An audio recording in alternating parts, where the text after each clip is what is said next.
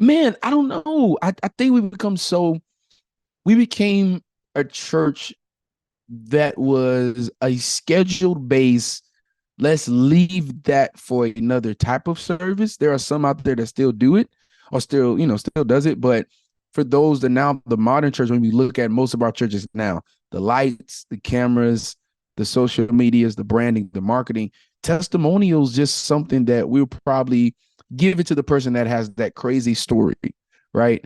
We'll let one person testify. But before it used to be a part of service. Before the preacher got up, like you heard testimonials. I came from it. I absolutely used to love it. They would give you a time. They would literally wait. They don't care if it took 5 minutes. They will wait.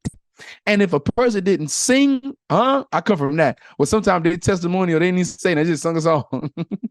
If they didn't sing or said something, then the person with the mic doing devotion is going to testify. Well, I want to thank God for such and such and give me new, giving on to God who hit in my life. I think now we've become so schedule based.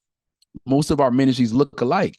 But I think for me, that's why I named my album Testify, because I wanted to take that back. Like, not just testify about God's goodness, but testify about how good he's been to you. So in this record, it's different because I literally took the name and we wanted to get creative. So there are 3 testimonials in the record, literally on the album, where my mom testifies about something I totally forgot about. From birth until 2 years old, I used to have seizures that I totally forgot about. You never heard from me. I forgot.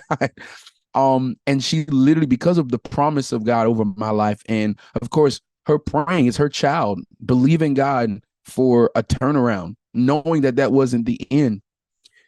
She didn't want to accept that for my life. And to see what I'm doing now, it's a testimonial now that you get to see me on the stage for 45 minutes, 60 minutes, and I'm not, you know what I'm saying?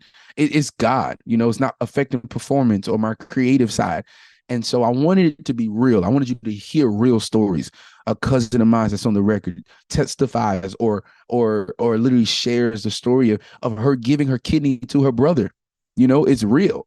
Another one, my uncle tells me about the grief of his dad and just being just a man dealing with depression. It's so much, you know what I'm saying? So much. And so I think if we take that back of testifying and being real with others, don't tell it all. That's another reason why we stop. People start getting a little vulgar, a little too much, too much, too much, So, I always tell people, and I close with this, you got 2 versions. Your testimony is either rated R, PG-13. We don't need to know all the details.